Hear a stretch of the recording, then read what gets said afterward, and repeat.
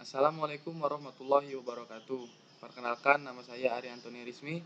Di sini saya akan mencoba menjelaskan bagaimana proses terbentuknya batu bara, basis data, jenis analisis, dan kualitas batu bara menurut Hagimen 1987. Sebelum masuk ke materi, ada baiknya dulu kita menjelaskan pengertian apa itu batu bara. Batu bara adalah termasuk salah satu bahan bakar fosil yang dimana pengertian umumnya adalah batuan sedimen yang dapat terbakar, terbentuk dari endapan organik, utamanya adalah sisa-sisa tumbuhan dan terbentuk melalui proses pembatubaraan. Unsur-unsur utamanya terdiri dari karbon, hidrogen, dan oksigen. Batu bara juga adalah batuan organik yang memiliki sifat-sifat fisika dan kimia yang kompleks. Baik, saya akan mencoba menjelaskan proses terbentuknya batu bara melalui PPT ini.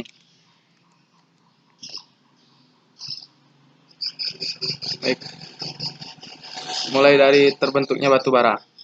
Pembentukan batu bara dimulai sejak zaman Carboniferous Period atau periode pembentukan karbon dan batu bara. Dikenal sebagai zaman batu pertama yang berlangsung antara 360 juta sampai 290 juta tahun yang lalu.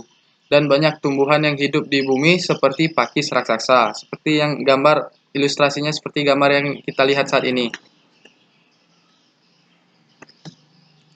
Lalu tumbuh-tumbuhan yang seperti pakis raksasa tersebut mati di rawa dan di tepi sungai tertimbun lumpur dan tanah.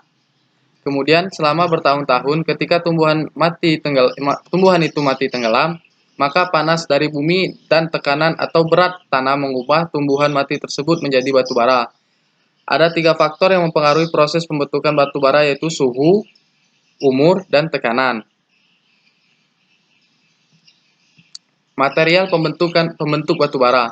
Hampir seluruh pembentuk batu bara berasal dari tumbuhan. Jenis-jenis tumbuhan pembentuk batu bara dan umurnya menurut Diesel 1981 adalah sebagai berikut. Yang pertama itu adalah alga. Alga merupakan tumbuhan bersel tunggal yang berasal dari zaman Prekambrium hingga Ordovisium. Yang kedua, Xylophyta yang merupakan turunan dari alga yang berasal dari zaman Silur hingga Devon Tengah.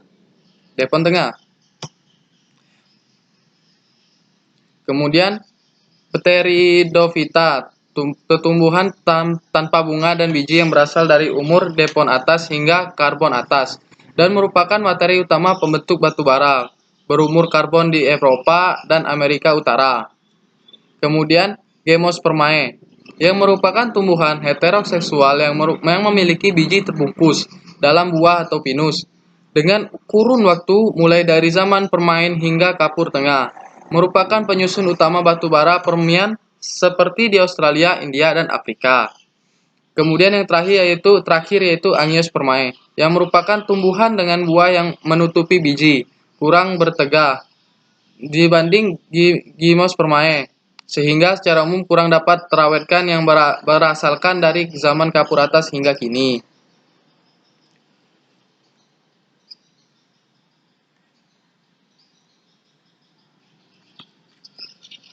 Ada 2 teori yang menerangkan terjadinya batu bara, yaitu teori in situ dan teori drift.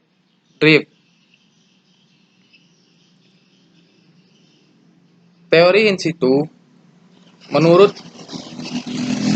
teori ini, batu bara terbentuk di tempat tumbuhan itu berada, yaitu rawa-rawa atau danau padat hutan basah. Tumbuhan yang mati langsung tenggelam lalu mengalami pembusukan tidak sempurna hingga menjadi fosil tumbuhan yang berbentuk sedimen organik kemudian menjadi batu bara. Ciri-cirinya yaitu penyebaran luas dan merata, kualitasnya lebih baik.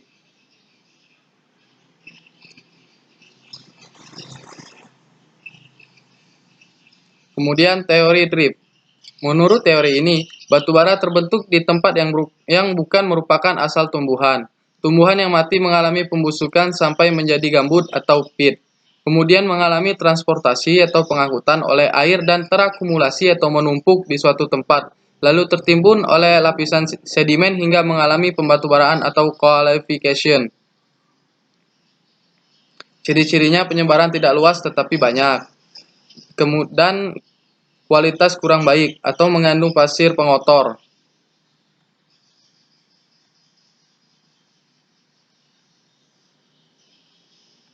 Kemudian kelas dan jenis batu bara. Kelas dan jenis batu bara itu ada pit, lignit, subbituminus, bituminus, dan antrasit.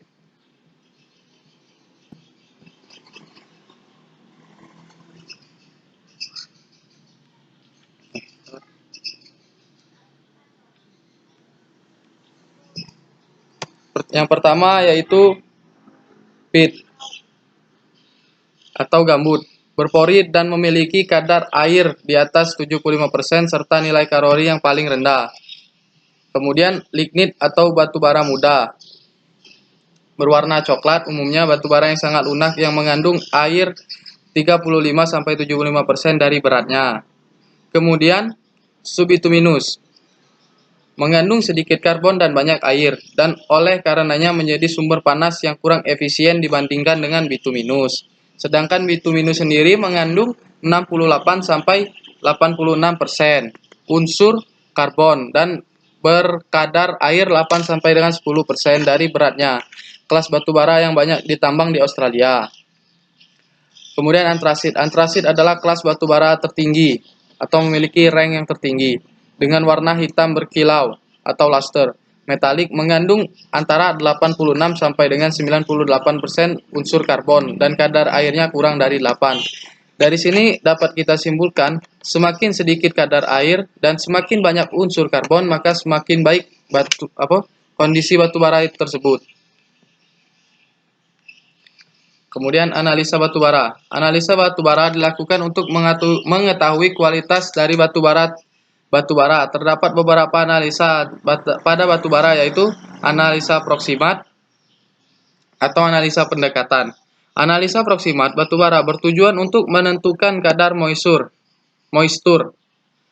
Kadar moisture ini mencakup pula nilai free moisture serta total moisture, as atau abu, volatil, matter, dan fixed carbon atau karbon tertambat.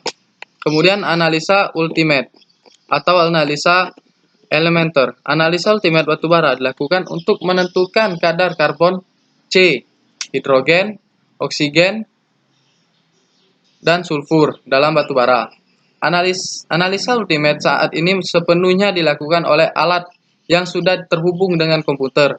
Prosedur analisis ultimate ini cukup ringkas, cukup dengan memasukkan sampel batu bara ke dalam alat dan hasil analisis akan muncul kemudian pada layar komputer.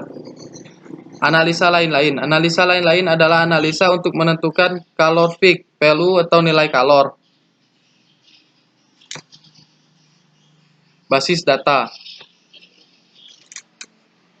Basis dalam hasil analisa kimia batu bara merupakan dasar dipakai untuk menyatakan nilai dari suatu parameter yang menginterpretasikan nilai tersebut pada kondisi tertentu batu bara.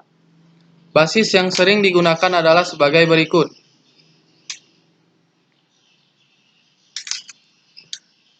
AR atau S-Raven menunjukkan batu bara total dengan kandungan air seperti keadaan di lapangan yang belum ada campur-campuran.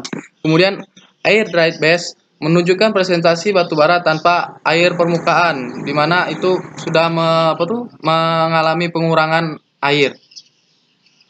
Kemudian dried base menunjukkan presentasi batu bara tanpa kandungan air. Batu bara tersebut mengalami penguapan sehingga kadar airnya itu semakin berkurang hingga tidak ada lagi kadar air.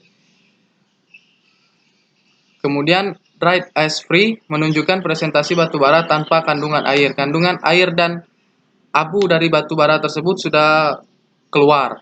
Kemudian dried mineral matter free menunjukkan presentasi batu bara tanpa air dan mineral matter.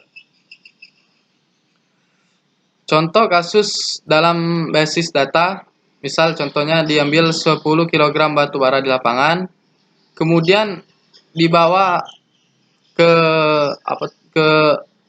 lab, sampai di lab, batu bara tersebut mengalami pengurangan berat menjadi 8,5 kg. Hal itu karena terjadinya surface moisture.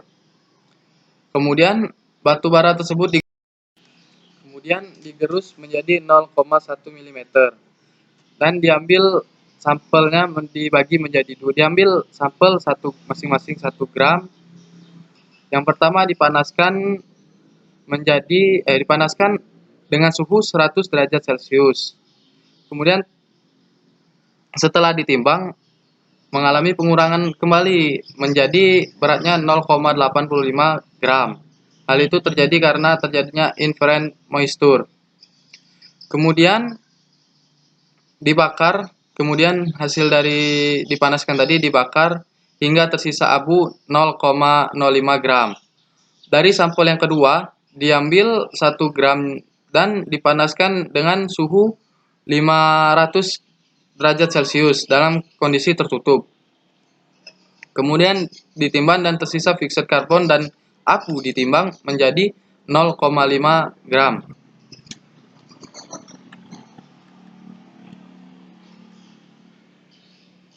Analisa batubara.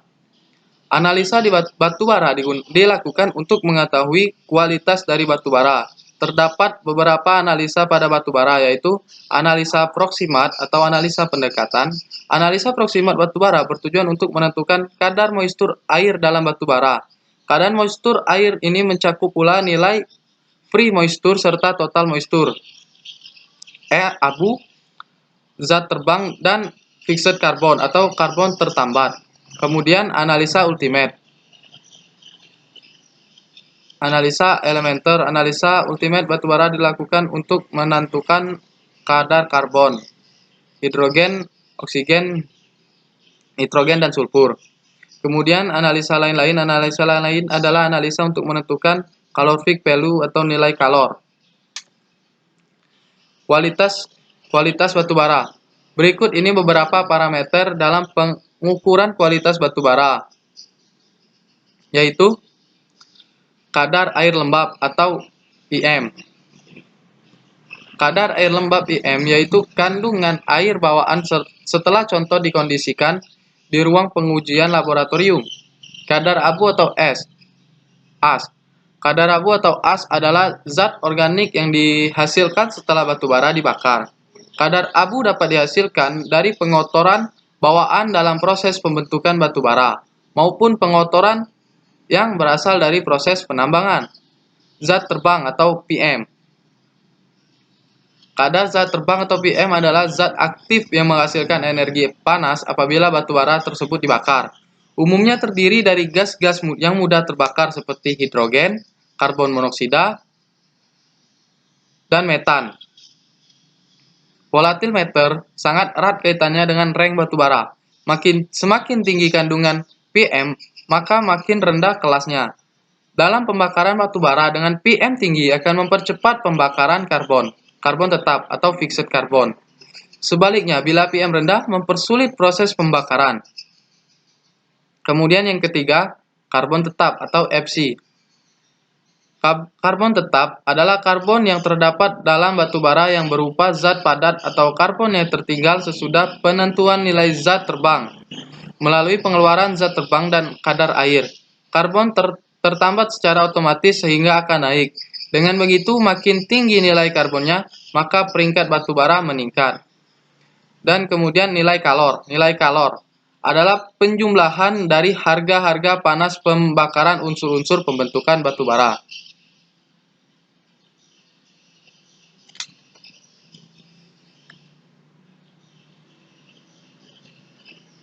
Baik, itu saja yang mungkin yang dapat saya sampaikan.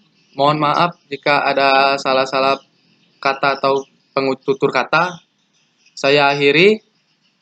Terima kasih kepada Pak Wahyudi selaku dosen yang mengajari kami tentang mata kuliah batubara dan pemanfaatannya. Saya akhiri. Wabillahi taufiq walhidayah. Wassalamualaikum warahmatullahi wabarakatuh.